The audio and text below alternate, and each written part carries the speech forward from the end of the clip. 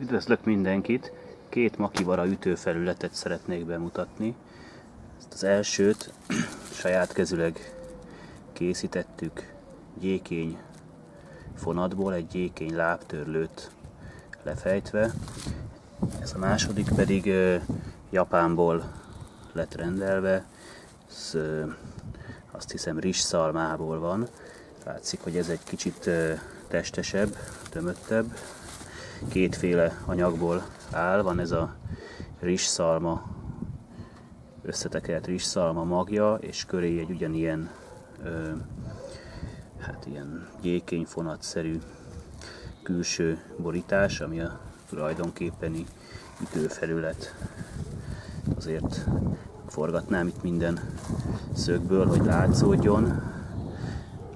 Valószínűleg itthon is elkészíthető lenne ez a típusú ütőfelület.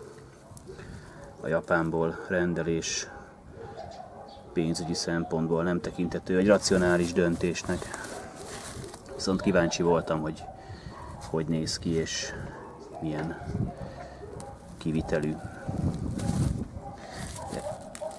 Ez a saját kezüleg készített gyékény kicsit vékonyabb, és a tapintása is keményebb, ami idővel természetesen felpuhulhat, illetőleg kilapulhat az ütések hatására.